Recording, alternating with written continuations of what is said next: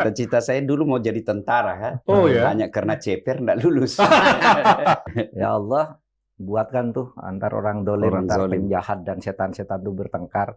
Selamatkan kami dari mereka gitu. Nah biar kalau kita membongkar yang ini nggak bisa, bongkar ini nggak bisa, malah kita yang dihantam rame-rame. Kalau korupsi ditangkap, masih korupsi. Nah, itu beleng-beleng itu. Orang Madura itu takut sama istrinya. Orang Bugis nggak ada yang takut sama istrinya. Cuma istrinya lebih berani. Pergi kemana di Makassar tuh, di Sulawesi Selatan mau cara mana ya mobil, tengah malam, kencing di pinggir Oh jalan. iya, waktu saya ketinggalan mobil. Ketinggalan mobil. Dicerita. Iya, dicerita. Pak Mahfud nonton itu. Ya, nonton terus. Jadi, Cerita, Ustaz, cerita. jadi Gimana waktu itu, ceritanya? sekalinya dia tidak tahu saya turun ini. Disengaja. Betul, saya masih kencing, jalan ini mobil. Itu gelap sekali, Ustaz. Wah, kok legalkan saya? Ah. Jadi azan subuh dia balik ke belakang. Ustaz subuh, mana kau Ustaz?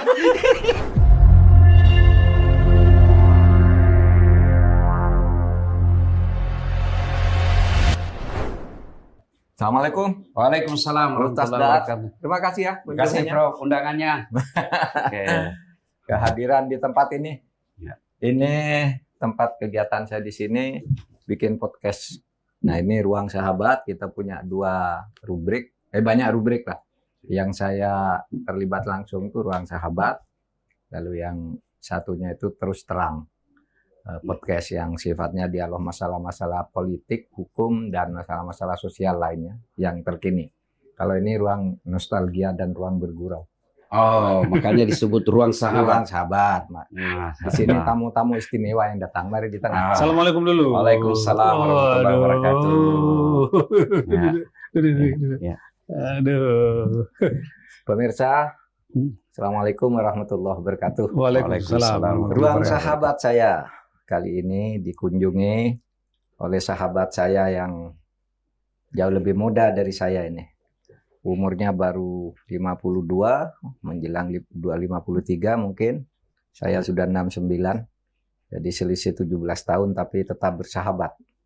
Karena bagi saya persahabatan itu bukan umur, tapi ide, idealisme dan nilai-nilai kejuangan. Menurut visi yang kita pegang masing-masing. Beliau adalah Ustadz Dasaat Latif. Ustadz, salaman lagi. Waalaikumsalam warahmatullahi wabarakatuh. Prof, Ustadz Dasaat Latif. sebenarnya saya risih kalau disebut sahabat. Nah, Cocoknya murid. Sebab saya masih di kampung, Prof Mahfud saya sudah selalu lihat di TV. Menyampaikan ide-ide pikiran. Dalam waktu itu saya bilang, cocok saya ini sama pikiranku. Alhamdulillah dengan izin Allah dipertemukan. Alhamdulillah. Tentu kita dipertemukan di sini bukan karena jabatan, Ya, tapi karena seperti tadi kesamaan ide. kesamaan ide. Dan saya bisa sampai di sini karena ilmu. Saya bisa duduk Alhamdulillah. di sini senang sekali.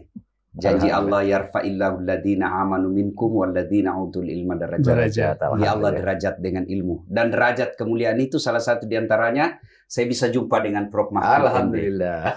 Masya Allah. Kita akan dipandu oleh sedaerah nih dengan Ustadz. Ini Puang Rizal. Puang Ya, Rizal Mustari. Deng Rizal.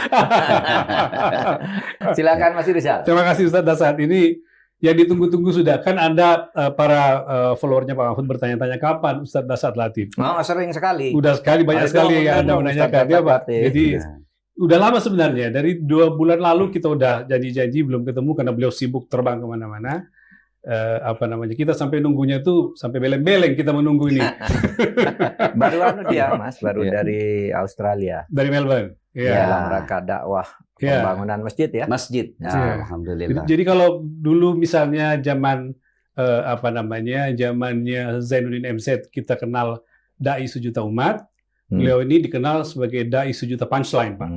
Karena punchline-nya banyak. Kalau ngomong kalau ceramah itu kan ada banyak yang membuat orang kalimat-kalimatnya yang kuat, yang bikin orang senang dan segala macam. Jadi digelar sebagai dai sejuta punchline. Iya, gitu ya. Punchline. Kalau sejuta umat kalah juga karena udah 4 juta followersnya di YouTube Pak Mahfud. Ini dua orang yang punya jamaah banyak di media sosial. Pak Mahfud ini di Twitter 4,4 juta followernya di beliau. YouTube itu 4,5 juta, Instagram kalau nggak salah 2,5 juta. Ustaz ya? Kita ngikutin soalnya. Kita dua-duanya jamaahnya mereka berdua ini. Dan kami kalau mau tidur sama istri nonton YouTube-nya beliau terus. Ketawa gitu baru bisa ngantuk. Nyaman dulu rasanya baru bisa tidur ya. Dia dihajar semua dengan halus tapi semua yang dihajar tempeleng satu-satu tapi senang. Polisi, jaksa, pegawai pajak, DPRD. Keren banget, Pak. Itu mau kita angkat. Saya nanya, jangan-jangan ada yang pernah tersinggung dimarahin Ustaz. Makanya kita pengen dengar ceritanya, Pak. Ustaz, apa cerita dari Melbourne? Oleh-oleh dulu. Gimana? Di sana ada komunitas Muslim Baitul Makmur. Kemudian ternyata Baitul Makmur itu wilayahnya tidak untuk fasilitas umum. Oke. Aturan mereka masjid tidak boleh digunakan di situ. Maka dibikinlah yang kurang lebih 100 meter dari Baitul Makmur itu wilayah yang boleh untuk kegiatan umum. Oke. Termasuk rumah ibadah. Nah, ada orang Indonesia, pengusaha, rendah hati, lalu membeli kantor polisi. Kantor polisi namanya Pak Yendra Fahmi. Oh, Yendra Fahmi di Jakarta. Tahu. Kemudian dibebaskan. Nah, insya Allah jadi masjid. Namanya diberikan nama ibunya, Masjid Haja Yuliana. Itu akhirnya sekarang udah menjadi masjid ketika Ustaz kesana. Baru peletakan batu pertama. Masih proses pembangunan. Ya kita bersyukur sebab ada anak bangsa yang Allah titipi rezeki mau bangun masjid. Saya bilang sama beliau, bangun masjid di Indonesia sudah banyak. Tapi kalau di luar negeri itu, karena Jumatan di sana, waktu saya ada di sana, sampai tiga kali. 3 ronde? 3 ronde. Karena penuh. Jadi kalau jadi ini masjid, insya Allah daya tampungnya bisa sampai 5.000, 7.000. Ya, bisa 5.000 orang untuk ukuran Melbourne ya? Iya. Dulu saya pernah khutbah di sana. Iya, Pak khutbah di Melbourne. Banyak orang Indonesia yang di situ. Iya. Sekarang pindah lokasi. Dekat situ juga. Tapi yang lokasi sekarang tetap dimanfaatkan. Tapi mungkin nanti di sana menjadi Islamic Center, kegiatan Islam lah ya. Tapi untuk yang rumah ibadah berupa masjid, ya di situ yang agak 100 meter lah dari Baitul Makmur. Ada payung enggak? Ustadz, payung ormasnya di sana. Misalnya kan biasa kalau kita keluar dari masjid anak-anak NU, masjid anak-anak Muhammadiyah gitu. Enggak ada. Sana ada organisasi, anunya sendiri ya. Iya. Jadi Indo ormasnya di Indonesia tidak ada. Bagus. Iya. Bisa begitu kan kemajuan tuh ya. Iya. Tidak usah terlalu dipandu dari jauh, jalan sendiri kan. Betul. Dakwah kita. Oke. Pak Mahfud kalau belakangan biar diceritakan ke Ustadz juga apa kesibukannya. Kalau saya lihat kan muncul di TV tiap hari urusannya Jampitsus. Gimana Pak? Saya kesibukannya sama aja dengan Ustadz, ceramah aja. Tapi kalau saya bidangnya beda. Kalau Ustadz yang bagian menyejukkan gitu, tapi sama dakwah itu kan bisa banyak jalan ya. Nah saya yang bagian kritik sosial, kritik politik, penegakan hukum dan sebagainya, saya banyak di situ, Ustadz.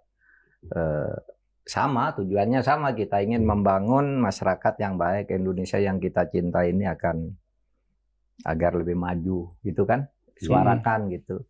Jadi kalau Ustadz tuh mendorong orang berlaku baik, menarik lah, semuanya dihajar, tapi dengan cara yang sangat halus sehingga semuanya ketahuan, ada yang tersinggung.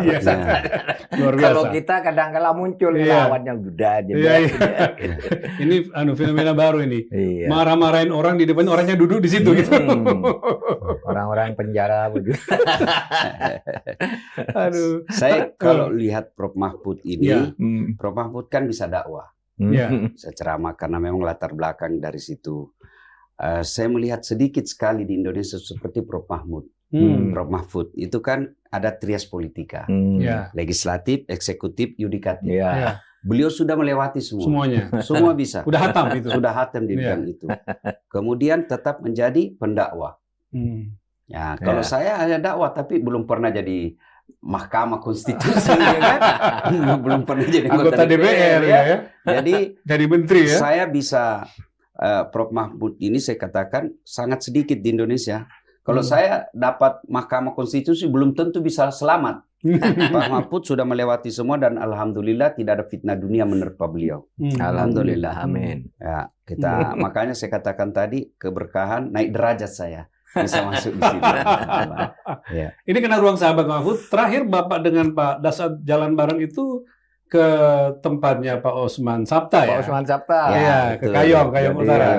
ada anu di situ Hari Raya Idul Adha. Hari Raya Idul Adha, Pak Mahfud ceramah di Idul Khutbah Adhanya, Idul Adha. khutbah Idul Adha, lalu siangnya pengajian Tabligh akbar. luar Ya. biasa. Luar Tapi biasa, ngomong-ngomong, asik. ya. Ya. Ngomong-ngomong, Ustadz Dasat maupun Pak Mahfud saling jumpa, saling kenalan pertama itu atau saling lihat itu pertama kali gimana Pak Mahfud ingat Kalau nggak? saya secara fisik ya mungkin sesudah saya jadi Menko ya. Tapi kalau lewat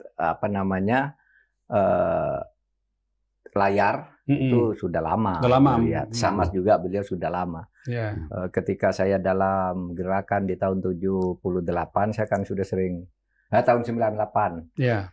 sudah sering muncul di TV. Beliau kira-kira waktu itu baru 20 tahunan. Masih mahasiswa saya. Masih Oh, mahasiswa. tahun 98 ya Ustaz? 98. Oh ya. Saya waktu 98. 98 itu saya punya pergerakan di Sulawesi namanya PAMI, Persatuan Aksi Mahasiswa Makassar Indonesia. Oh.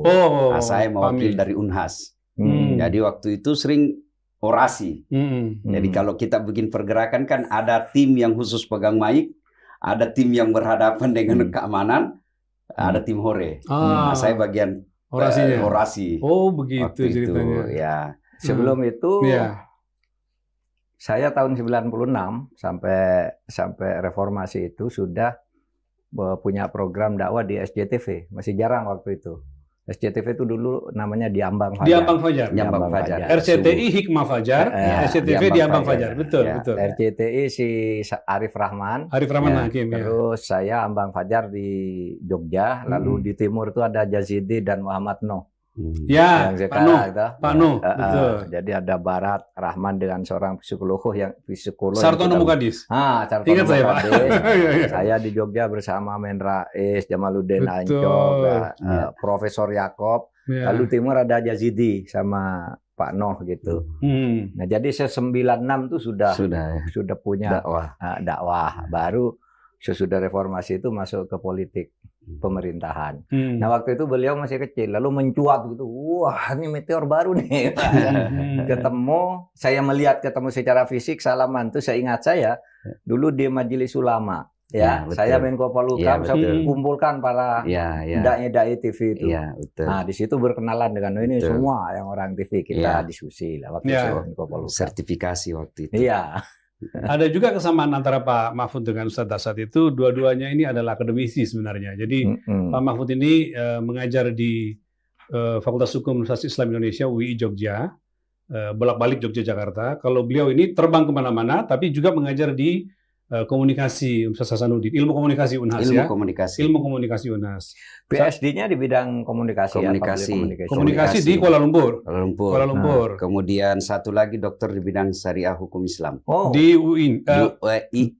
UIN Makassar. Alauddin.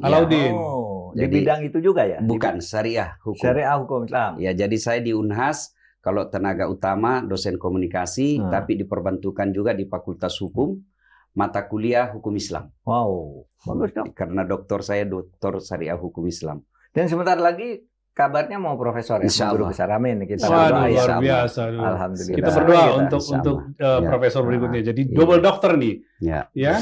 Hukum syariah Islam dan komunikasi. Komunikasi. S1 saya juga 2.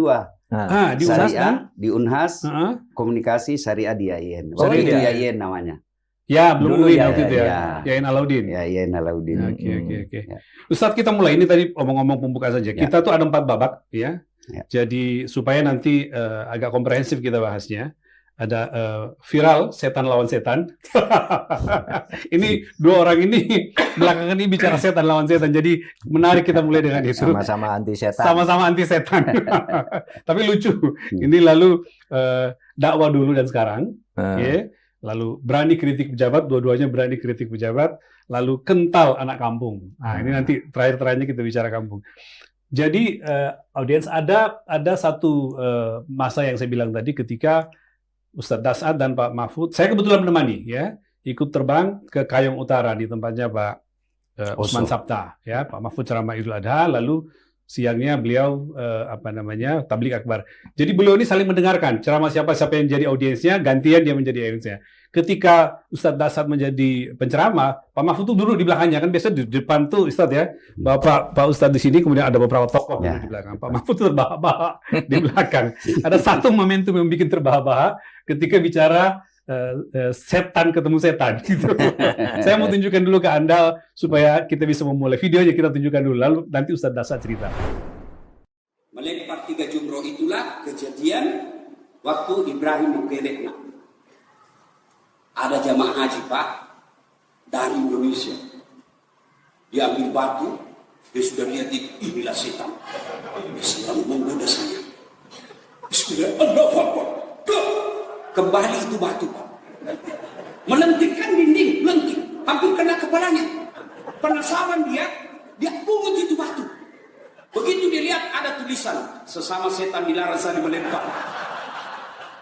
Dia bilang, di sini kau lempar saya, di Indonesia kita sama-sama memboikot, mencuri MBG. Di sini kau lempar saya, di Indonesia sama-sama kita rampok MBG. Katanya 19.000 seekor sapi tiap hari, tapi kita tidak pernah lihat sapi di MBG. Setan. Pak Mahfud terbahak-bahak kenapa Pak? Lucu gayanya itu kan, gayanya itu sangat kalau Ustadz Dasat Latif tuh gerakan-gerakannya terus logatnya gitu ya. Ekspresinya itu selalu memancing tawa. Oleh sebab itu kalau beliau sudah ceramah 1 jam gitu, ini sudah 1 jam orang berteriak terus gitu. Nggak mau di stop. Iya, dan saya sendiri juga sampai sekarang tuh kalau malam buka lihat nih Dasat Latif, kan banyak tuh yang dikerjain sama dia. Ya, Ya, boleh. YouTube-nya banyak sekali Pak. Ya, polisi, jaksa lah, orang penghuni penjara lah, pegawai pajak lah, orang kampusnya sendiri. Tapi orang senang semuanya gitu. Ini dakwah yang bagus sekali gitu. Itu gimana proses kreatifnya? Itu proses sebagai orang komunikasi gimana tuh, Ustaz? Alhamdulillah Allah takdirkan saya belajar komunikasi. Itu Jadi memang penting tuh, saja ya. dakwah ini Allah yang desain. Karena saya tidak pernah cita-cita jadi mubalik. Cita-cita saya dulu mau jadi tentara, kan? Oh ya. Hanya karena ceper tidak lulus. Makanya saya sakit hati lihat tentara kalau dia pendek. Kok bisa lulus dia? Jadi aku bisa juga. Ya. Jadi saya belajar komunikasi. Ya. Belajar, saya dosen public speaking. Nah, dalam berdakwah itu ada kekuatan yang harus kita miliki. Yang pertama mimik. Kenapa orang ketika saya menyinggung, mimik saya tidak kasar, tetap senyum, ya kan? Coba tadi waktu saya bilang setan sambil ketawa. Coba kalau setan memang ini, orang pasti tersinggung. Itu mimik penting. Yang kedua adalah gestur. Bahasa tubuh. Nah, ini bahasa tubuh kan kelihatan tadi. Kalau saya melempar juga. Nah, itu bahasa tubuh penting. Kemudian yang ketiga, intonasi. Tinggi rendah suara harus diatur. Makanya saya kalau mau ceramah, saya hindari makan. Karena kalau makan itu perut penuh, susah diafragma kita ngatur. Saya Prof juga mengajar mata kuliah di Unhas, teknik olah vokal. Itu saya ngajar mata kuliah itu. Teknik olah vokal. Kenapa penting? Kenapa penting? Karena kalau dia jadi penyiar, tidak boleh kedengaran dia narik napas. Oh gitu. Itu harus tahu. Ada semua. Kemudian itu yang ketiga. Yang keempat, yang paling penting ini adalah diksi. Memilih kata. Nah, ini kalau kita salah milih kata, bahaya, risiko sangat besar. Apalagi di Indonesia yang mayoritasnya tidak senang kalau kita kasar. Nah, maka bagaimana misalnya kita cari kalimat yang membuat orang dikatain bodoh, tapi dia tidak marah. Misalnya kata beleng-beleng. Nah, itu kan translate-nya ke Indonesia bodoh. Tapi karena ini beleng-beleng, orang senyum aja, ketawa aja dia. Saya ditanya, apa itu beleng-beleng Ustadz? Ya beleng-beleng itu tahu bahwa kalau korupsi ditangkap, masih korupsi. Nah, itu beleng-beleng itu. Bodoh. Iya. Dia sudah tahu bahwa kalau dia maling pasti ditangkap, tapi dia lakukan. Saya tidak pernah membayangkan beleng-beleng itu menjadi nasional, Pak. Karena waktu saya kecil, itu kalimat yang kita pakai kalau kita saling berantem, Pak, gitu, ya. Jadi waktu SD itu main segala macam, kesel sama orang, kau ini beleng-beleng gitu. Jadi hanya omongan antara kita aja. Tiba-tiba dibawa ke forum dakwah. Jadi dalam ilmu komunikasi, dakwah, dunia pemasaran juga itu ada disebut karakter, ciri khas. Ciri khas saya itulah yang membedakan saya dengan pendakwa lain. Kemudian dalam ilmu komunikasi ada juga yang disebut proximity, kedekatan. Nah, kedekatan itu muncul karena kita pernah alami. Ya, kita pernah alami. Jadi kita yang mendengar, kalau bahasanya di Jakarta, gue banget ini. Kalau di Makassar, nakin karena ini. Pernah enggak, Ustadz, kalau mau ceramah gitu, malah deg-degan gitu, melihat forumnya begitu besar atau melihat forum tidak besar, tapi di sini orangnya orang-orang dengan kelas tertentu gitu. Awal-awal ya, Bro. Gitu ya. Grogi. Tapi karena terbiasa, ya saya biasa bercanda sama anak-anak kalau saya ngajar public speaking pelatihan, saya bilang sekarang sebut judul apa yang kamu mau. Sebut judul langsung saya bisa jelaskan. Kenapa? Jam terbang. Ya apa saja, tidak perlu. Saya biasa sering juga, Prof.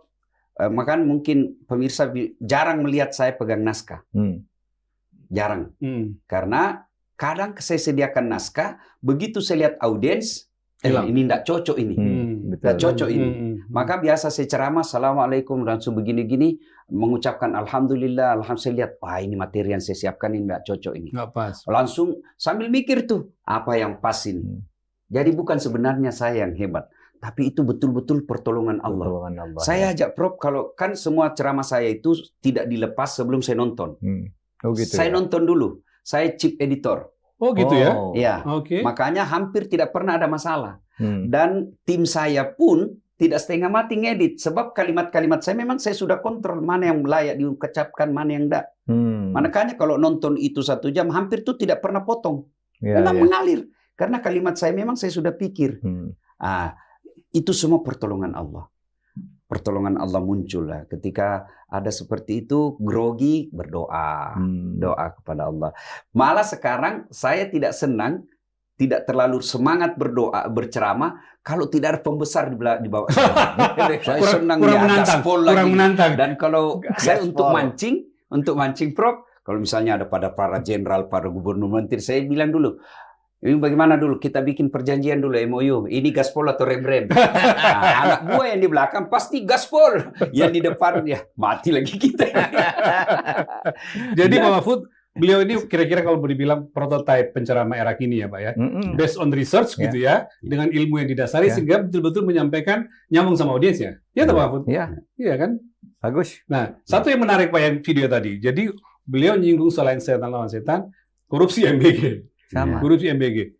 Itu Pak, itu belum ada ketahuan korupsinya tuh. Belum Pak Dadan Hindayana belum ketangkap itu waktu itu. Beliau udah tahu korupsi MBG. Ya kan waktu itu gini ceritanya, saya tahu MBG. Saya kalau pergi ceramah di Jakarta, saya makan di rumah makan Pelangi. Oh iya Kebun Siri. Nah, di samping rumah makan Pelangi itu ada kantor Badan Gizi Nasional. Betul kantornya di situ. Awal-awal pengurusan untuk terbit izin itu, disitulah mereka kumpul yang ngurus dari daerah-daerah. Saya dengarlah dia cerita, dia korupsi yang 10.000 begini, cuman sampainya. Saya iya pantas. Itulah saya dengar-dengar, gini korupsinya mereka. Dari makan di situ, dari makan situ. Dan dia tahu curhat kan? Setan itu. Sesama setan dilarang sering lempar. Luar biasa. Nah, sesama setan itu juga dialami oleh Pak Mahfud, disampaikan oleh Pak Mahfud. Jadi Pak Mahfud itu memang berapa kali kalau ngobrol dengan saya, berharap sekali waktu orang-orang maling ini ya sama-sama maling lalu sama-sama berantem gitu. Nah, kemarin diwawancara di salah satu podcast di TV swasta, keluarlah itu yang peristiwa sekarang dan segala macam di itu. Kompas ya. Di Kompas Pak ya. Kita lihat dulu videonya ya, yang Pak Mahfud bilang setan lawan setan. Orang dekatnya Pak Prabowo bermusuhan lalu saling bongkar korupsinya, bagus. Kalau saya bongkar aja, sang satu bongkar biar hancur. Setan ketemu setan. Sama. Dicerita Pak Mahfud. Jadi sama ini Iya. topiknya MBG. Iya. Waktu itu Dandang Hidayana CS baru ditangkap kan soal MBG. Beritanya apa? Ini persaingan nih antara satu kelompok dengan kelompok lain. Saya bilang baguslah setan sama setan bertempur gitu. Jadi begini, kadangkala daripada antar setan itu bekerja sama, lebih baik bertempur Dia aja. bertempur. Kita ada di luar Kita nikmatin. gitu. Iya, kita nikmatin kan. Kalau kita tuh di surau-surau kan ada sholawat itu ya, sholawat askil. Wa askili dzalimin bidzalimin. Ya gitu ya. Ya Allah, buatkan tuh antar orang dolim, antar penjahat dan setan-setan itu bertengkar. Selamatkan kami dari mereka gitu. Sesudah mereka rampung, kita ikut menyelamatkan negara ini. Kira-kira kan gitu. Nah biar kalau kita membongkar yang ini nggak bisa, bongkar ini nggak bisa, malah kita yang dihantam rame-rame. Ya biar mereka bertengkar di antara mereka. Akhirnya Tuhan membongkar, ya kita dorong. Kan itu kan, dorong untuk perbaikan gitu. Cuma gayanya kan beda kan. Kalau saya keras gitu. Bapak biar keras. setan sama setan. Kalau dia kan bergurau-gurau. Tapi tujuannya sama aja. Kedoliman itu harus biar bertemu dengan kedoliman. Sehingga kita bisa selamat. Kalau menontonnya hardcore-nya itu di Pak Mahfud gitu ya. Marah gitu kesannya. Kalau beliau sambil ketawa. Itu belakangan Ustadz, 2 minggu terakhir rame lagi setan ketemu setan. Ketika muncul kasus Jampitsus ini. Viral antara lagi kejaksaan dan polisi. Itu viral banget. Ustadz. Padahal udah 2 bulan lalu kan. Udah 2 bulan lalu tuh. Ini muncul lagi ini yang punya Ustadz Tadir. Ya, saya waktu lihat itu dalam hati saya, beginilah cara Allah bekerja untuk mempertontonkan kebatilan. Karena kalau kita berharap dari politisi, dari yang memegang jabatan, rasanya kita putus asa. Makanya saya bilang, cocok kembali diucapkan itu pembukaan Undang-Undang Dasar. Atas berkat rahmat Allah. Bukan karena manusianya. Kalau bukan Allah yang menolong negara kita ini sangat sulit.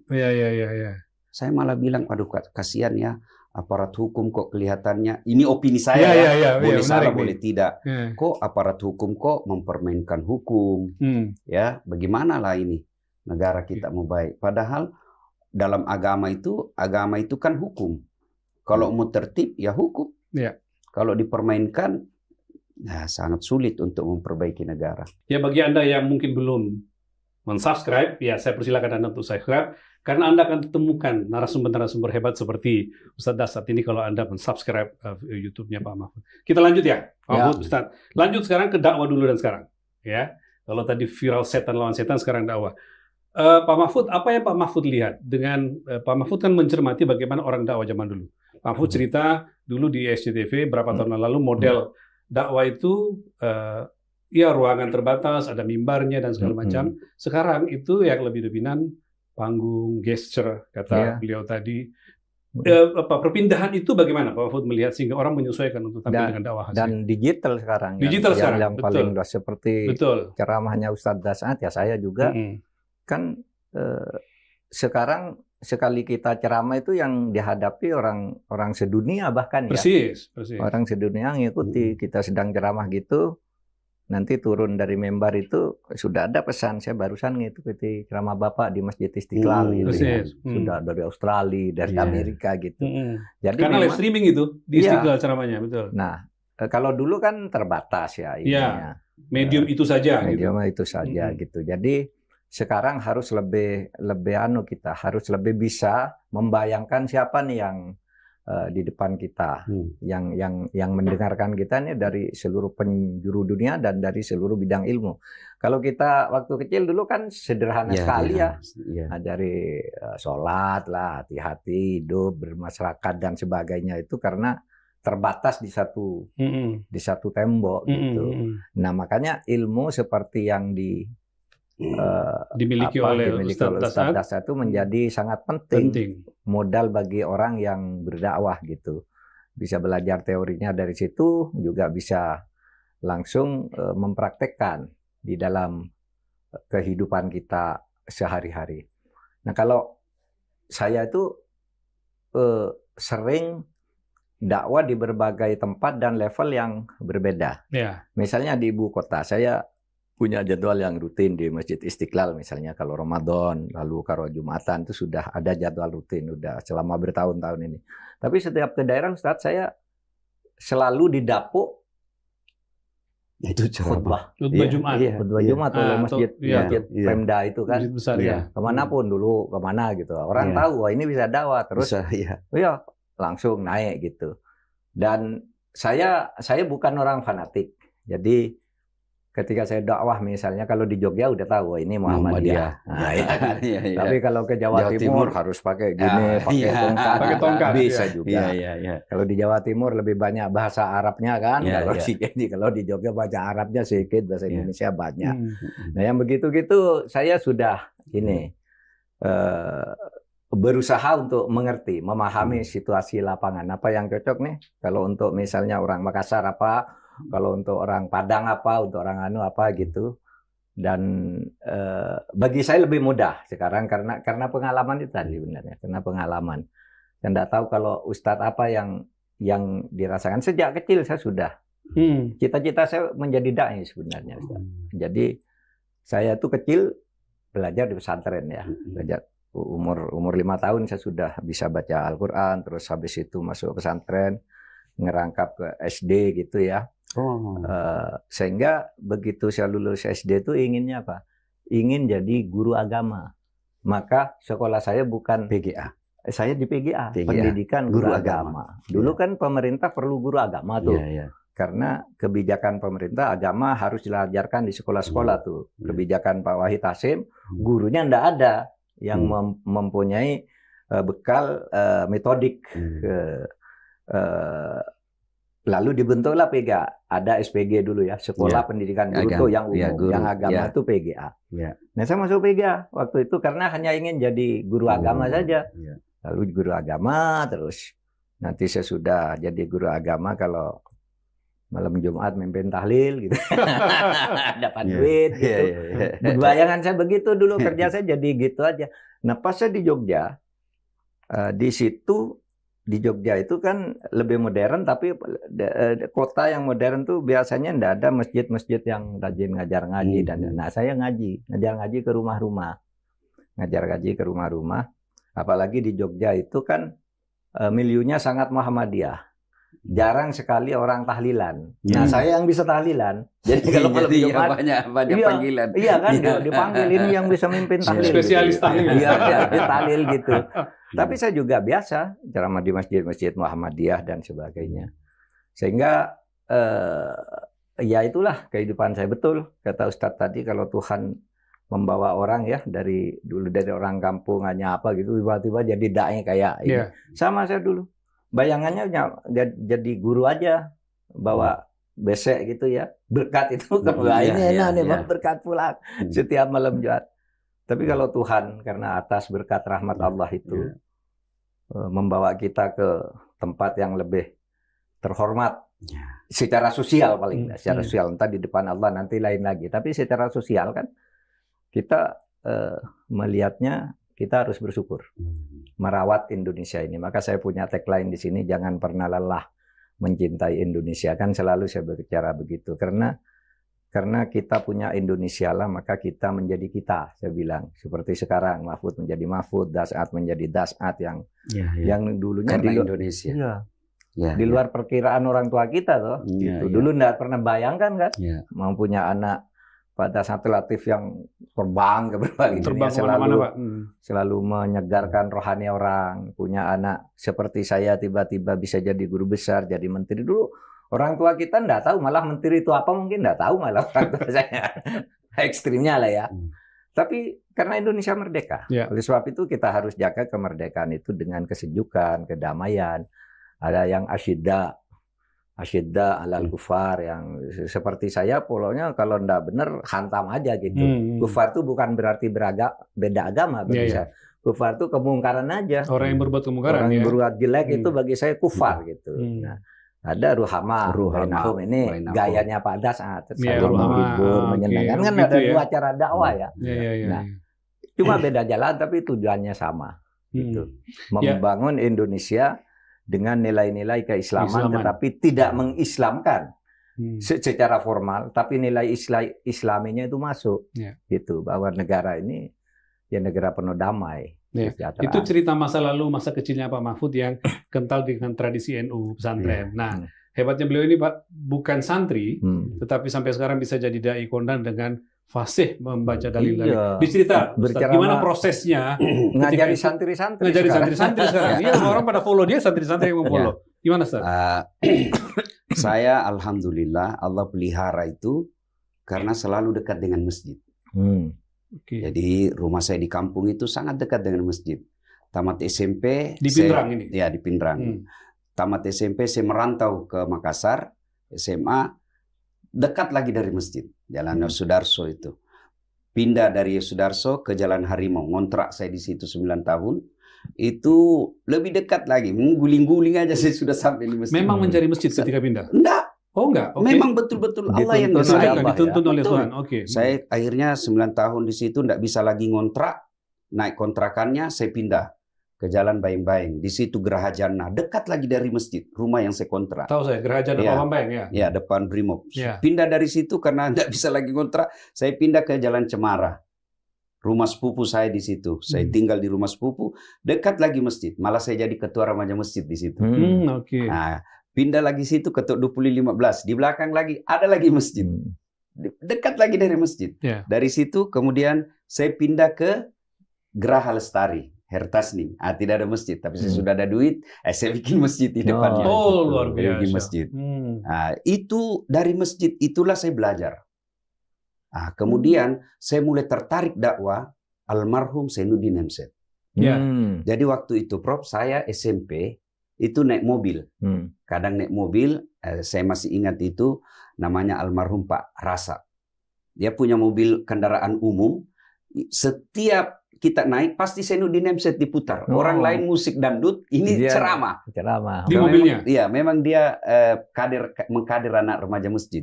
Saya bilang, enak dengar ceramahnya ini kan. Dari sejuta umat waktu itu ya orang bilang ya. Makanya dakwah saya itu konsep cara strateginya seperti Zainuddin Hemset, cuma Zainuddin Hemset versi Betawi, saya versi Bugis Makassar.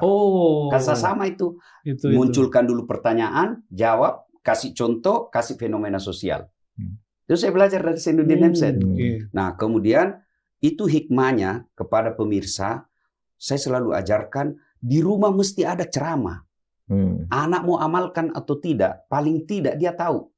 Kan orang dakwah itu, Prof, menyampaikan informasi itu kan sasarannya ada 3. Yang pertama knowledge, dari tidak tahu menjadi tahu. Nah, saya bagaimana cara saya kalau mengatur ritme ceramah saya, kalau misalnya saya bahas tahara, bersuci, hal-hal dasar, dia kentara itu mukanya orang baru tahu begini. Jangan terlalu tinggi bahasa di situ. Karena ini wudhu aja dia baru paham. Atau begitu kah? Baru dia tahu. Itu berarti tahu dari jangan tinggi-tinggi materinya. Yang kedua, sikap. Sikap ini 2, setuju tidak setuju. Saya setuju nih Ustadz tadi, betul ini. Yang ketiga perilaku. Jangan merokok. Dia tahu. Iya, dia tahu dilarang merokok, tapi dia tetap merokok. Ini namanya sikapnya setuju, tapi perilakunya bertentangan. Nah, dari situ kemudian saya dengar dakwah, mulailah saya tertarik. Masuklah saya remaja masjid. Nah, saya dengar ceramah. Bagaimana saya materi ceramah saya? Saya copy paste.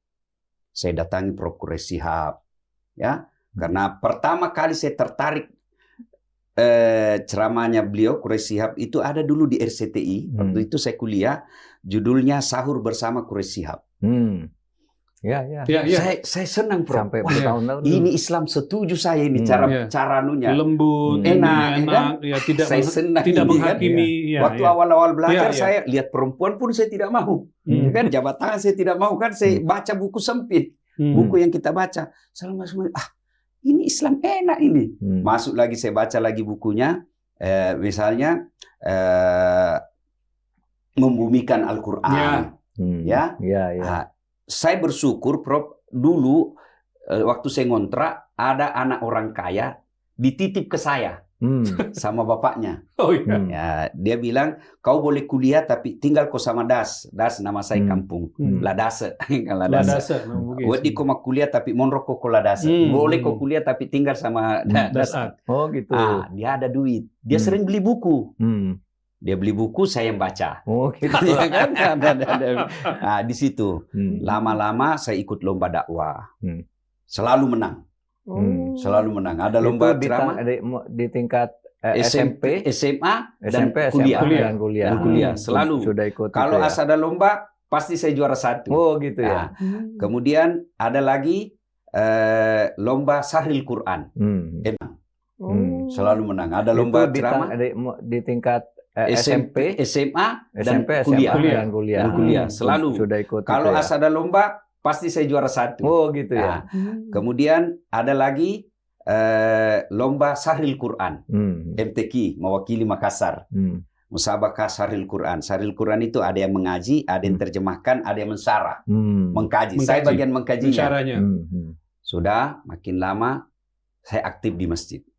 Tiba-tiba ada penceramah berhalangan hadir dari Kementerian Agama. Dia tidak datang. Saya ingat almarhum Arsad Palentai namanya. Tidak datang. Pengurus masjid bilang, kau ganti Desat. Saya tidak bisa, cuma saya jago pidato lomba, tapi saya tidak bisa. Coba. Saya mulailah ceramah, Prof. Waktu itu saya ingat sekali ceramah saya yang pertama, copy paste Senudin Emset. Judulnya Identitas Umat Islam, yang tadi Prof Mahfud sebut. Surah Al-Fat ayat 29. Muhammad Rasulullah walladzina ma'ahu asidda'ul al-kuffar ruhama'u bainahum tarahum ruk'an sujada yabtaguna fadlan minallahi wa ridwana Fimahum fi wujuhihim min asar sujud. Umat Muhammad itu ada 5. Nah, inilah saya bahas. Makanya saya kalau ceramah itu, Prof, selalu ada poin-poin. Selalu ada poin. Kemudian kalau saya ceramah itu ada dulu pengantar cerita sejarah dulu. Bagus. Saya belajar dari Quran. Karena Quran itu kan 2/3 isinya cerita. Hebatnya ini, poinnya enggak pernah hilang. Enggak pernah hilang, pointersnya. Gitu, 1 berputar ke sana, balik lagi yang kedua, ketiga gitu. Kalau saya kadang-kala bilang 3, 2 sudah putus, udah hilang. Yang ketiganya lupa. Bukan lupa isinya, tapi udah keasikan ngomong ya. Muter-muter gitu, waktunya udah habis. Gitu. Kalau Ustadz Dasna terukur. Terukur, Pak. Saya jelaskan. Ada 3 gitu. 3, 1, puter-puter contohnya banyak. Nanti balik lagi ke situ, lanjut. Hebat ya. Dari situlah saya belajar dari dakwah. Nah, kalau dakwah memang harus ada perubahan. Kalau dulu Islam masuk kan melalui wayang.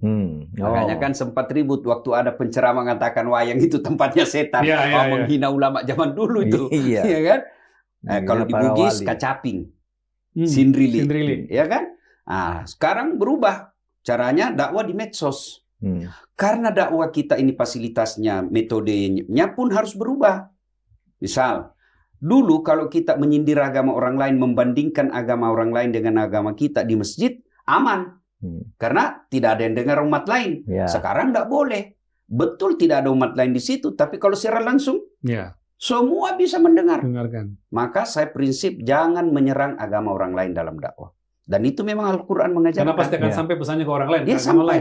Tidak boleh juga saya bilang, ini kan umat saya, tapi kan ini sudah kita harus sadari. Maka saya bilang sama teman-teman mubalik, betul bahwa kita dalam masjid, tapi ini sudah rananya, ada namanya sekarang media sosial. Jadi kita harus hati-hati. Ya, seperti ada penceramah mengatakan ibunya Nabi masuk neraka. Apa yang mau dicapai dengan menyatakan hal seperti itu? Gitu ya? Apa yang mau dicapai? Apa nilai dakwanya? Masih banyak. Misalnya bikin judul ceramah. 40 kesalahan orang sholat berjamaah. Banyak sekali. Rukunnya aja cuma 13. Niat banget ya. Nah, saya tidak tertarik yang begitu. Saya hampir menghindari selalu dakwah masalah khilaf, perbedaan pendapat. Oh, dihindari itu ya? Saya hindari. Kecuali ditanya. Nah, saya jelaskan kenapa terjadi perbedaan pendapat. Karena persepsi. Zaman itu tidak ada rekaman, tidak ada audiovisual, tidak ada tutorial. Kenapa kita mengaktifkan HP sama semua? Karena ada tutorialnya. Nabi tidak ada, cuma lisan. Nah, misal, bisa saya contoh kepada masyarakat. Apa yang Anda paham ketika saya berkata saya tidak makan? Nah, ada yang mengatakan kenyang, ada yang mengatakan alergi, ada yang mengatakan haram, ada yang mengatakan tidak suka. Itu baru satu kata, saya tidak makan. Maka ketika itu sekeluar lisan Nabi, sahabat mempersepsinya beda-beda. Ini bagianlah komunikasi. Dalam ilmu komunikasi ada yang disebut persepsi, sudut pandang. Nah, maka dakwah itu menurut saya, Prof, tidak bisa ujuk-ujuk. Mesti memang dipelajari. Nah, perubahan zaman harus kita setuju. Cuman begini, selain soal tadi, banyak sekali keuntungan positif yang didapatkan. Antara lain audiensnya menjadi besar, meskipun hanya ketemu 500 orang, tapi lama-lama menjadi besar kan. Tapi lalu karena media sosial ada penyakitnya kan, Pak, memelintir. Iya kan, hoax-hoaxnya dibikin dan segala macam. Pak Mahfud cerita dulu. Ustadz Dasar pasti ada banyak juga. Itu jadi gimana, banyak yang ceramah kita itu dipotong-potong, sedang kita bicara ini, lalu nanti dijahit gitu dengan orang lain gitu. Misalnya, Mahfud MD semprot presiden gitu. Padahal saya bicara di masjid, presiden sedang ini kan. Dilawankan. Ada hubungannya, dilawankan gitu. Lalu materinya dicari-cari. Pernah juga Ustadz saya itu ceramah, bukan ceramah, ada satu gambar saya itu di Borgol. Mahfud MD ditangkap KPK gitu. Korupsi 400 miliar. Pakai baju orange ya? Pakai baju orange. Itu viral, banyak yang Tapi sekarang mencarinya itu gampang. Saya waktu itu kan Menko Polhukam kan. Bisa lapor ke polisi, tolong cari ini. Sebentar ketemu. Yang buat itu orang Makassar. Orang Makassar, Anwar namanya. Dia yang memviralkan. Saya bilang panggil dia. Kalau enggak saya laporin polisi gitu. Datang ke sini. Terus dia minta maaf. Kenapa kamu enggak, Pak? Saya hanya meneruskan. Saya suruh tanya polisinya aja. Meneruskan, ya sudah, pulang aja. Nangis-nangis. Pulang aja nih, sudah mau lebaran. Jangan gitu lagi. Polisi kita itu punya alat untuk tahu kamu membuat apa gitu. Itu banyak yang begitu. Tapi kadang-kala saya menikmati. Menikmati itu artinya bukan saya yang bilang, tapi dia ngutip potongan kata saya yang kata orang. Seperti terakhir nih yang beredar. Ada potongan. Tadi siang ini ketika kita ketemu nih, ada informasi Rapimnas Dirjen Pajak se-Indonesia itu motor ceramah saya yang isinya begini. Kalau pemerintah tidak bisa memberantas korupsi, NU akan mengajak umat Islam untuk tidak membayar pajak. Nah, gitu kan. Viral itu, Pak. Iya, itu viral. Padahal itu bukan saya yang mengatakan. Saya menurut NU, saya ada kata menurut NU-nya, Pak. Menurut NU dalam satu munas di Cirebon tahun 2012 mengatakan bahwa kalau pemerintah tidak mau, nah itu kan, tapi dipotong di situ. Lalu dikatakan ini Pak Mahfud yang bilang, bukan saya yang bilang, tapi ya senang aja saya menikmati betul ya, karena orang bertepuk-tepuk. Kadang-kala ada hikmahnya juga yang begitu. Tapi terus saya klarifikasi itu fatwanya NU loh, saya bilang bukan saya yang bilang gitu. Nah itu sering banyak yang begitu. Tapi betul kata Ustadz. Kita harus membedakan. Ceramah itu harus mengerti betul agar tidak menyinggung orang lain. Bukan hanya beda agama lain, beda aliran politik juga. Jadi oleh sebab itu kalau saya ceramah di masjid misalnya, saya sama sekali menghindari kritik kepada pemerintah. Kritik sosial yang ada berkaitan dengan politik. Karena apa kan? Di masjid itu ada pendukung pemerintah, pendukung PAN, pendukung Golkar. Harus mendengar hal yang sama sejuk gitu. Sehingga saya menghindari bicara politik praktis di masjid itu. Ada yang kritik, Pak, Islam itu kan luas, ngajarkan politik juga, ya kan? Saya katakan loh, teorinya politik itu ada high politics, ada low politics, ada politik inspiratif, ada politik praktis. Kalau yang inspiratif misalnya politik itu bahwa pemerintahan harus adil, itu kan orang Golkar, PDI, sama semua saja. Jangan bilang jangan pilih Golkar kan itu praktis itu orang bubar gitu.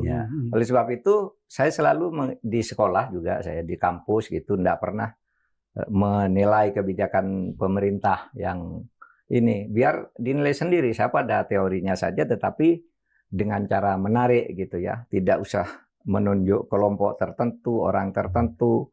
Jadi di masjid, di kampus ya banyak yang ngeritik, kenapa kalau masjid atau kampus atau pesantren kok enggak berpolitik?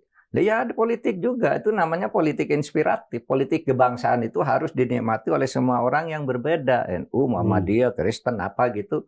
Kita masuk aja, saya bilang. Bicara kebaikan kan ada nilai-nilai universal kan. Kalau dalam agama itu namanya kalimatun sawa ya. Kalimatun sawa itu Anda agamanya berbeda, tapi Tuhan masing-masing Anda yakini, maka harus ketemu dalam kalimatun sawa. Nilai-nilai yang sama, keadilan itu agama apapun cocok ya toh. Pemimpin yang jujur, hukum, demokrasi, lingkungan hidup itu banyak sekali kalimatun sawa di antara perbedaan aliran politik itu. Nah, itu kalau saya milih tadi topik-topik yang disampaikan di berbagai tempat. Soal perubahan metode dakwah Pak, menarik karena kan platformnya digital. Jadi saya membayangkan itu tadi, beliau mengatakan prinsipnya yang kita ngomongkan sekian banyak orang, tapi jadinya gede banget karena mereka menyaksikan di semua platform. Berarti Ustadz Dasyat itu punya tim ya yang mengelola digital ya, supaya semua bisa keluar dengan model yang bagus di digitalnya, di platformnya. Kalau materi sepenuhnya saya. Oke.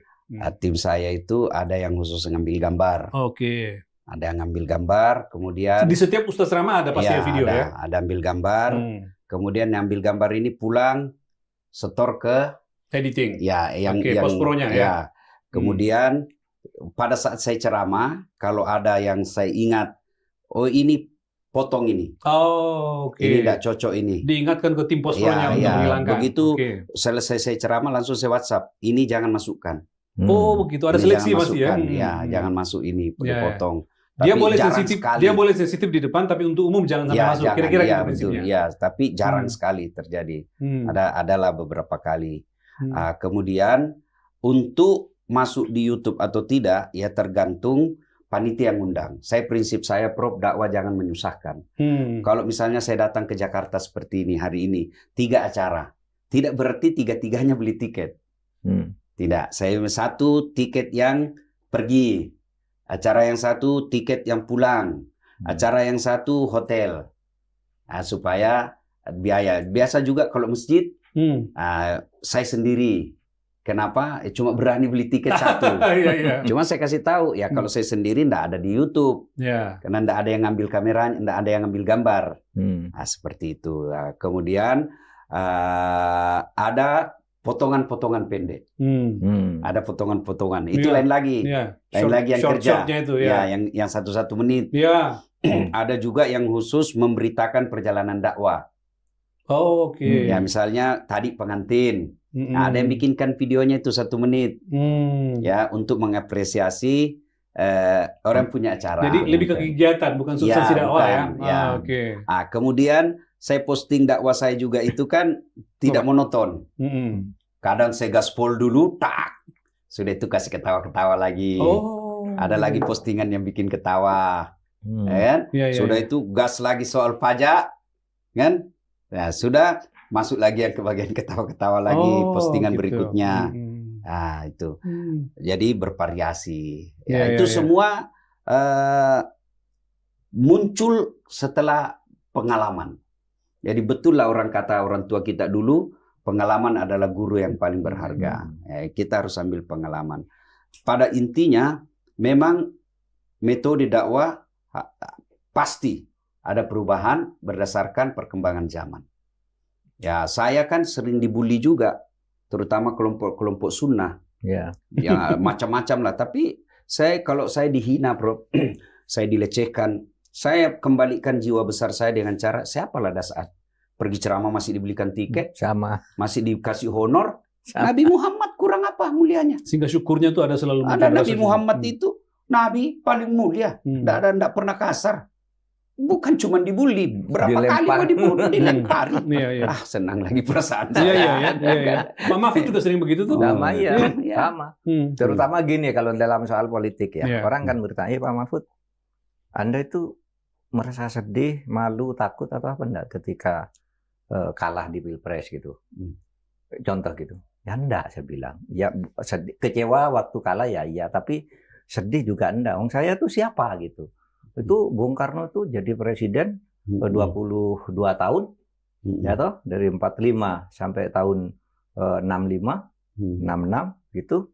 Itu dijatuhkan loh. Saya enggak pernah naik, enggak jatuh. Saya bilang, Pak Harto 32 tahun berkuasa, dijatuhkan begitu. Lah saya enggak pernah jadi apa-apa, memang saya orang bawah gitu. Ya sudah, itu anggap pengalaman saja, kan Tuhan sudah mengatur semua. Nah gitu aja Ustaz. Jadi sama, kita enggak usah menyesali dibully orang. Karena kita nikmati kan. Kalau saya lihat ada satu kalimat, wah Pak Mahfud dibully orang, ya kamu dulu ngapain kok sekarang bisa marah-marah gitu. Tapi dari sekian itu, misalnya kalau saya lihat di medsos itu ya, ada misalnya 2.000 orang yang berkomentar ke saya gitu ya. Rata-rata 1.990 lebih itu bagus-bagus ya. Ada satu yang nyinyir gitu kan, 1, 2.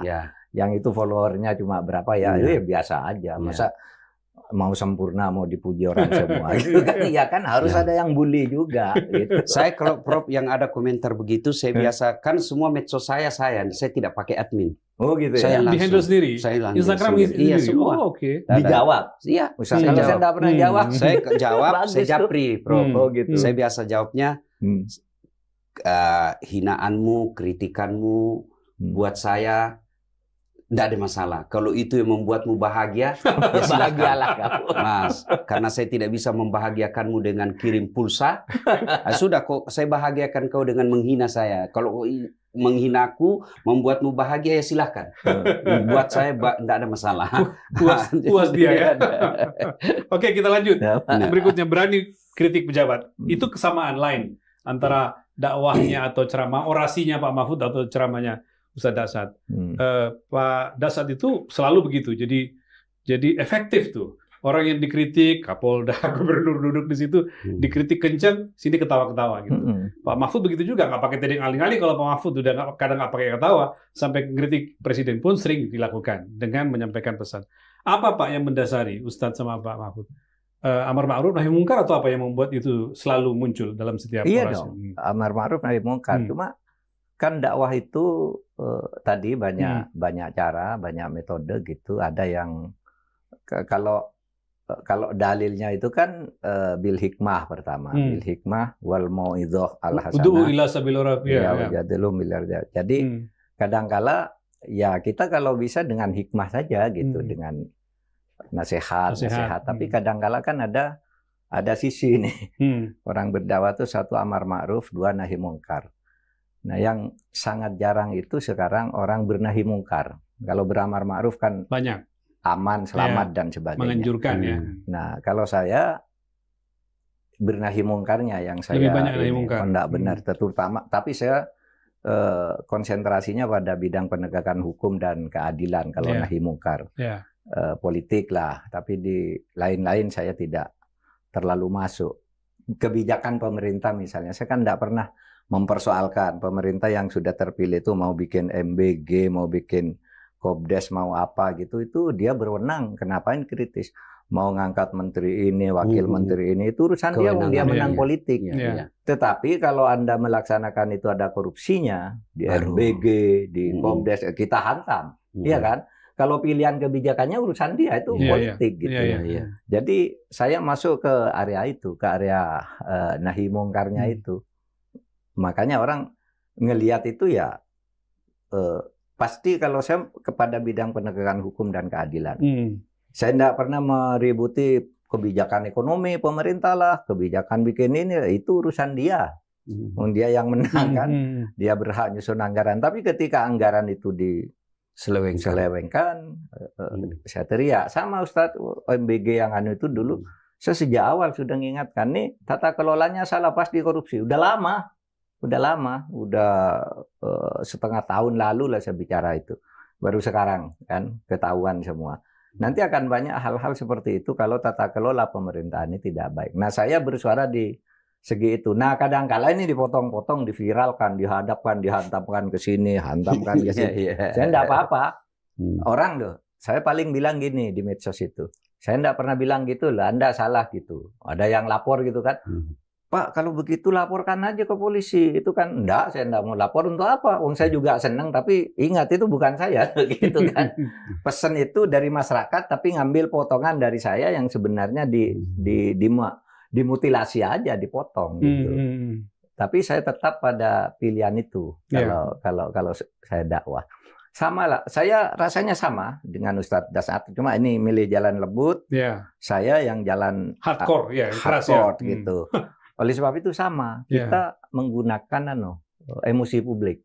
Iya kan? Kalau Ustadz Dasat gitu kan publik, wah iya ya Ustadz Dasat. Sama, seperti Pak Mahfud itu, kalau ada apa-apa, nggak kuat ditipu sendiri, lempar aja ke publik. Iya kan? Waktu saya dulu kasus Sambo apa itu, nggak kuat kan? Saya buka aja, enggak masalah, masyarakat dukung semua kan, akhirnya bisa gol. Waktu Cicak Buaya dulu kan gitu. Orang mau dikriminalisasi, mau dimasukkan penjara, KPK itu bukan Abraham Samad, Bibit Samad Trianto, sama Chandra Hamzah. Dikriminalisasi karena apa gitu? Saya mau bela berat ini. Lalu saya sidang, siarkan langsung aja. Wah, masyarakat mendukung. Dijemput pulang. Waktu itu. Itu tahun 2009. Masih ngikuti pasti ya kasus Cicak Buaya itu. Itu cara saya lempar ke publik aja. Pinjam tangannya publik. Karena publik itu punya public common sense juga. Kalau saya tidak kuat, saya lempar aja ke publik gitu. Gitu aja. Itu khasnya Pak Mahfud, Ustadz Dasat. Jadi hardcore. Jadi menyampaikan langsung dengan keras, orang kaget, silakan aja kan kira-kira. Tapi efektif karena itu menyadarkan orang. Ustadz juga menarik karena di depan orangnya, saya lihat tadi pagi Pak, polisi diceramain sama polisi. Saudaraku, berhentilah terima uang di jalan. Itu polisi Pak. Itu tidak akan membuat muka ya 50.000, 100.000 dan itu. ini Kapolda dan segala macam. Kan jadi keren banget Pak. Kita kan selama ini cuma curhat polisi kan. Orangnya nggak ada. Ini ada orangnya duduk di situ, digitukan. Itu kadang-kadang ada mispersepsi nggak atau gimana? Enggak Pak. Jadi saya caranya itu saya antar dulu dengan kisah.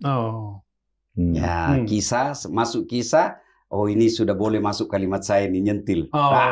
Oke. Nah, ada conditioning ya, ada conditioning dulu. Kemudian kalau dia sudah merasa tidak enak, kan kelihatan tuh wajahnya.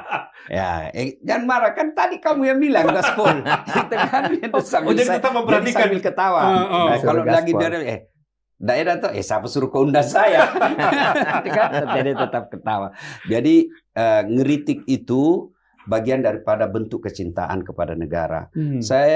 Prinsip saya, dalam konstitusi Islam, itu dicantumkan bahwa wajib mencintai negara. Iman. Hubbul watan minal iman. Jadi begitu cinta saya kepada negara, mengeritik. Cuma mengeritiknya harus ada tata krama. Saya bawakan ke contoh, misalnya saya mau ngeritik pejabat nih, sholat berjamaah. Kalau imam salah kan boleh dikritik. Kita ini orang Islam, taat pemimpin, tapi tidak loyal mati-mati. Kalau dia ruku, kita ruku. Tapi kalau mestinya ruku dia sujud, kita tidak boleh ikut. Demi kesetiaan saya kepada imam, imam ruku, sujud, saya juga sujud. Bukan, ini taklid salah namanya. Kita tegur. Cara tegurnya bukan ditendang pantatnya. Imam salah kok. Tidak, tapi gimana caranya? Kita puji Allah. Subhanallah. Kan? Bukan cuma dikatakan subhanallah, tapi diberikan solusi. Yang orang bahasa akademik katakan kritik konstruktif. Dia misalnya membaca kuliah ayyuhal kafirun, mutar-mutar, enggak sampai-sampai. Wala antum abiduna. Jangan cuma bilang subhanallah, wala antum abiduna ma'abu. Subhanallah. Bingung imam. Apa maksudnya nih? Sudah itu kalau dia mutar, lanjut dengan lakum dinukum wal yadin. Itu yang disebut kritik tapi memberikan solusi. Banyak orang bisa nunjuk. Ya anak-anak juga bilang ini salah, tapi mana yang betul? Jadi saya dakwah itu ngeritik, tapi tetap dengan kita sebagai mubalik. Saya tidak setuju kalau ada orang mengeritik, menghina, mengeritik pribadi, apalagi depan umum. Saya tidak cocok. Yang kita kritik seperti Pak Mahfud katakan kebijakannya yang kita kritik. Tapi di antara ribuan kritik itu, ceramah itu, ada nggak yang pernah orang merasa, Ustadz kenapa tadi begitu? Itu enggak pernah. Enggak ya? Alhamdulillah enggak pernah. Hebat dong. Enggak pernah, saya enggak pernah temukan itu. Ya,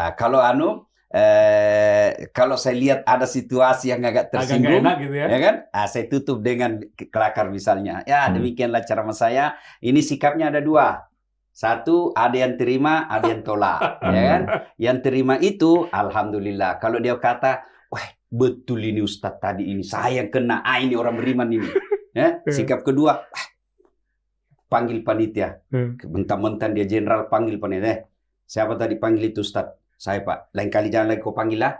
Ah itu 5 dia bahas saya terus dia kena. Ah, ini mati hatinya yang begini.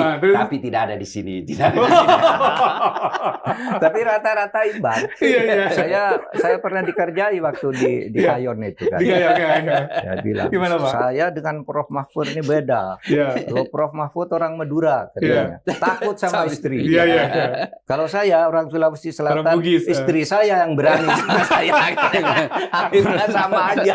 Orang Madura itu takut sama istrinya. Orang Bugis tidak ada yang takut sama istrinya. Cuma istrinya lebih berani. Itu diksi. Akhirnya sama Itu lah. diksi. Itu diksi. Itu Iya. kritik sosial yang bagus. Ya gitu-gitu riset disiapin sebelumnya. Biasa juga muncul Muncul begitu seketika. saja. Jadi Saya biasa dikerjain kalau di situ di masjidnya Pak Usul. Iya. jadi kalau saya nonton itu ceramah saya, Prof, itu saya biasa ketawa sendiri. Kok bisa sih ucapkan ini? Begitu ya. Iya. Makanya saya secapek apapun kalau diundang ceramah saya datang, Prof. Karena saya bilang ini Allah yang kasih saya, bukan saya. Iya. Banyak penceramah di Indonesia, tapi yang diinginkan orang ya saya. Dan subhanallah, maha suci Allah, itu biar anak-anak tuh duduk nongkrong biasa. Dia tidak tinggalkan meskipun sudah sejam. Bahkan pernah saya di Kabupaten Berau, Prof. Itu hujan keras. Saya pikir pasti orang pulang ini. Enggak. Hujan dia enggak, tinggal tetap dengar ceramah saya. Bahkan pernah lagi, itu di daerah Sulawesi Tenggara, jadwal acaranya jam 10 pagi. Delay pesawat. Saya tiba jam 5 sore. Iya, Pak. Saya panitia bilang waktu duhur pulang orang. Sudah ini tidak ada lagi yang datang. Ternyata cuma pulang makan. Datang lagi kembali. Asar lagi orang bilang pulang sholat tidak datang lagi. Masih balik.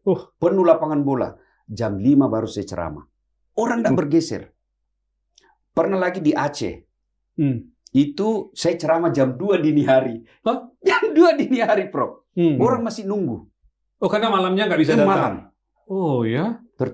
Saya bilang, jadi saya lihat itu betul-betul ini pertolongan Allah. Mana ada orang mau menunggu? Kalau artis nyanyi oke lah, kena gembira-gembira. Ini mau udah dakwah. Iya ya. Nah, itu yang membuat saya capek apapun saya pergi ceramah. Karena saya bilang ini pemberian Allah yang tidak semua orang dikasih. Yang saya terkesan tuh pergi kemana di Makassar tuh di Sulawesi Selatan mau ceramah naik mobil tengah malam kencing di pinggir jalan. Oh iya betul, saya ketinggalan mobil. Dicerita. Iya, dicerita. Pak Mahfud nonton itu. Nonton terus. Jadi mana waktu itu ceritanya? saya pergi ceramah. Saya nikmat Allah berikan gampang tidur. Jadi kalau saya naik mobil 5 menit langsung. saya tidur. Dan saya tidur itu mobil Land Cruiser. Tinggi kan? Saya di bagian kedua, sopir. Tidurlah saya karena malam sudah tak siap. Sampailah di Kera. Oh, Kera ya. Perbatasan Palopo sama dengan Wajo. Itu daerah hutan. Itu daerah hutan, Pak. Itu daerah hutan gelap sekali. Jadi singgah mobil, saya lihat kenapa ini hilang sopirnya? Kencing. Dia turun sebelah kanan. Saya turun sebelah kiri. Waktu saya duduk kencing, saya memang bilang, Prof, sekalinya dia tidak tahu saya turun ini. Disengaja. Betul, saya masih kencing, jalan ini mobil. Itu gelap sekali, Ustaz. Kok tinggalkan saya? Tengah malam lagi. Tengah malam, jam 1 dini hari. Jam 1 dini hari. Di Kera. Saya telepon ikut dia. Baju saya tinggal baju dalam. Kan saya tidak mau recek ini, jadi saya copot. Saya baju dalam putih, ini putih di pinggir jalan. Tidak ada satupun yang mau lewat mengambil saya. Kan mobil waktu itu ada, tapi tidak. Tengah malam putih-putih di pinggir jalan. Supaya singgah, saya bawa hadang di tengah jalan. Saya bilang, dikiranya saya nanti setan ditabrak. Jadi bayangkan, kalau saya bilang, kalau pintar ini sopir, pasti kalau masuk waktu subuh, dia pasti bangunkan saya. Benar. Jadi azan subuh dia balik ke belakang. Ustaz subuh, mana Pak Ustaz? Hilang Pak Ustaz.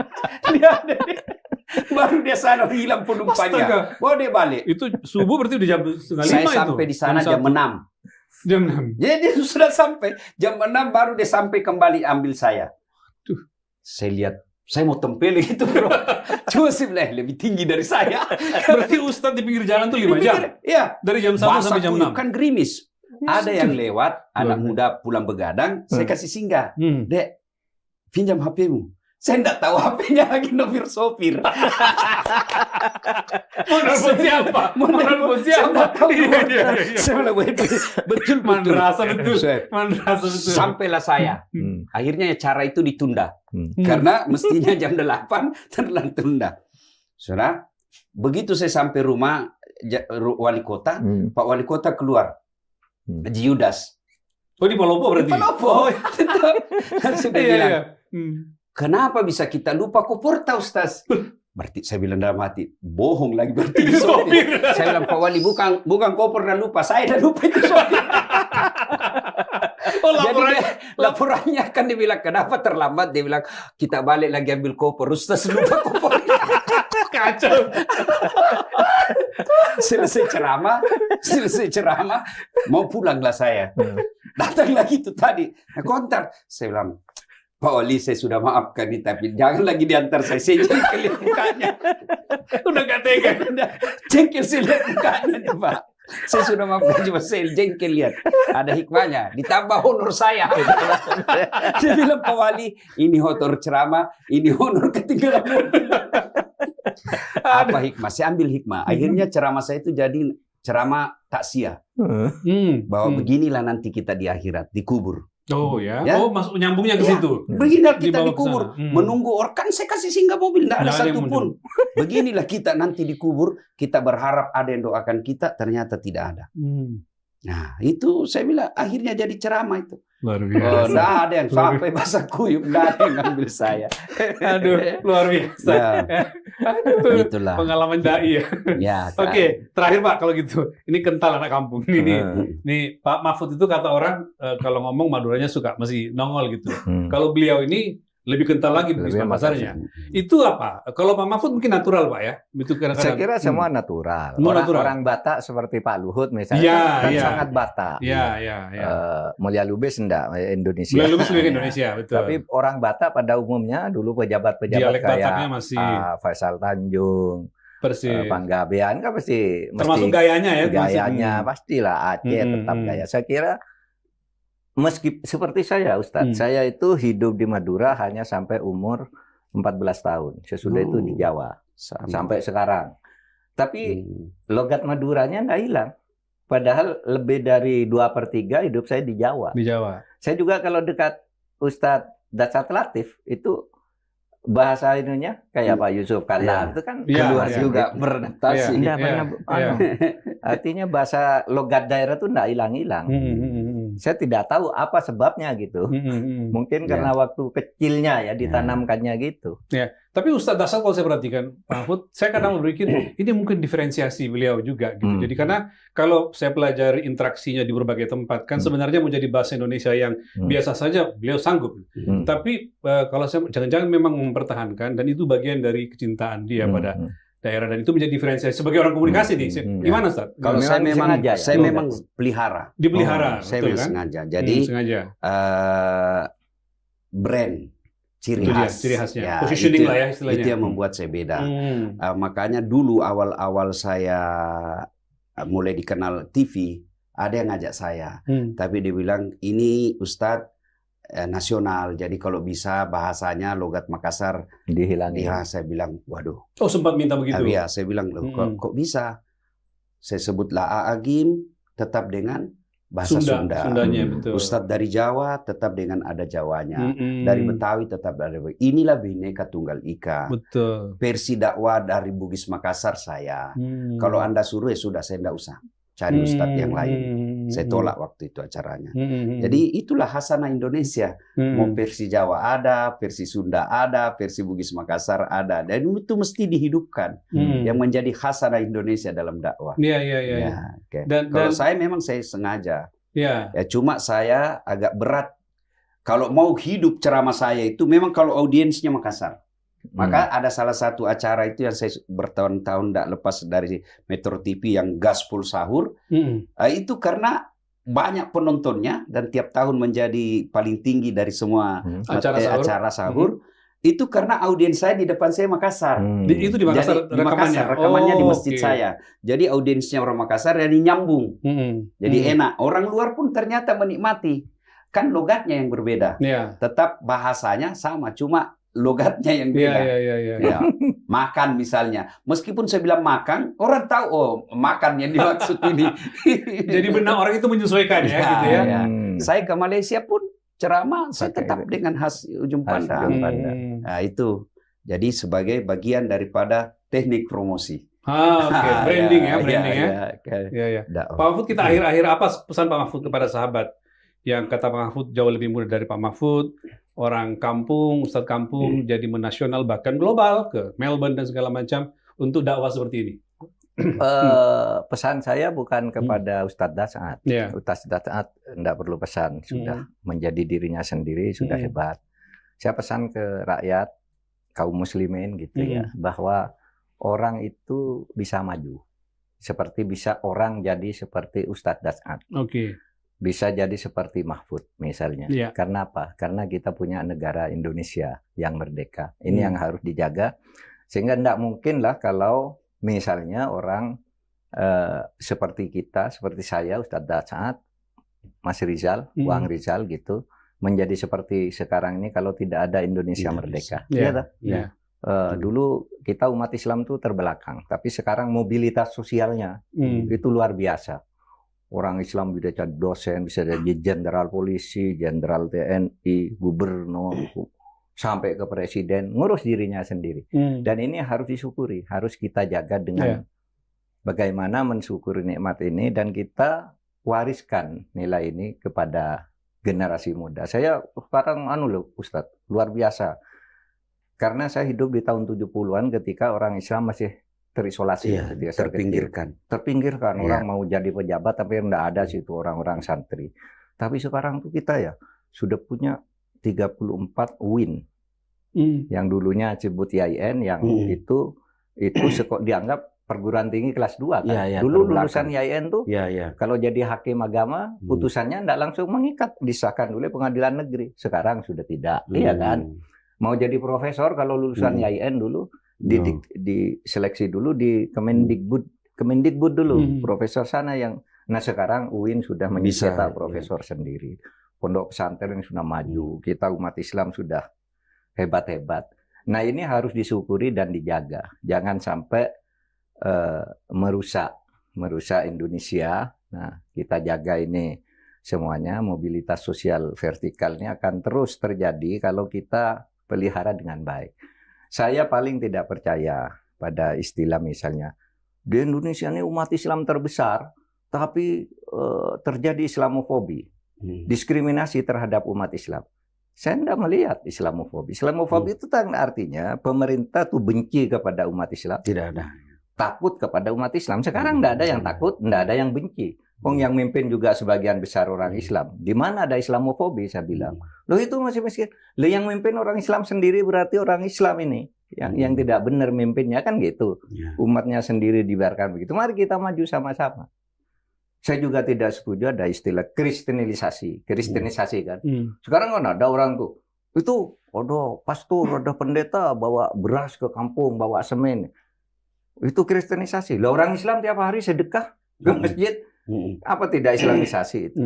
Yang begitu-gitu saya enggak suka dengarnya. Kita nih Indonesia bersatu aja lah, enggak usah merasa benar sendiri di dalam beragama. Karena agama itu kan dari nurani juga kan. Tuhan memberi kepada nurani kita. Ya sudah, Anda punya agama lain. Mari kita bersama dalam kalimatun sawa itu. Hal-hal yang sama kita bersatu mari. Nah itulah nasionalisme yang ingin kita bangun. Yang tadi kata Ustadz itu apa? Cinta negara, kubulwatan minal iman. Saya menerjemahkannya begitu. Ustadz Dasaat, Pak Mahfud? Saya tak tahu dosa saya kalau memberi pesan ke Pak Mahfud. Enggak, saya mau tahu ada pesan-pesan terakhir. Saya hanya sampaikan kepada adik-adik yang santri, jangan pernah minder. Ternyata Republik Indonesia berulang kali diselamatkan oleh anak santri. Ya, tapi jadilah anak santri seperti Mahfud MD. Diterima. Kan seperti awal tadi, hitung jari seperti beliau. Dari pondok, tapi alhamdulillah 3 lembaga pernah ditempati. Dan alhamdulillah tidak menimbulkan aib. Ada orang sukses di lembaganya tapi berakhir dengan aib. Alhamdulillah. Ini Amin. tentu menjadi semangat buat adik-adik santri untuk belajar yang baik. Setelah itu jangan cuma tinggal di pondok, mari tebarkan ilmu, cintai negara ini sesuai dengan porsi dan kemampuan kita masing-masing. Saya mencintai Republik Indonesia dari mimbar ke mimbar. Kalau mengkritik pemerintah, jangan saya dianggap sentimen dan musuh negara, tapi inilah bagian daripada wujud saya mencintai Republik Indonesia, karena di sini saya lahir, di sini saya cari nafkah, di sini saya berkeluarga, dan di sini saya rindukan dimakamkan di tanah air Indonesia. Mudah-mudahan Indonesia semakin berjaya. Baldatun thayyibatun warabul ghafur. Terima kasih. Luar biasa. Closing yang baik, yang luar biasa dari Pak Mahfud dan Pak Dasan. Terima kasih atas perhatian Anda. Sampai ketemu pada ruang sahabat berikutnya. Cayo. Assalamualaikum warahmatullahi wabarakatuh. Terima kasih, Ustaz. Terima kasih, Prof. Terima kasih. Alhamdulillah. Alhamdulillah. Dan Rizal.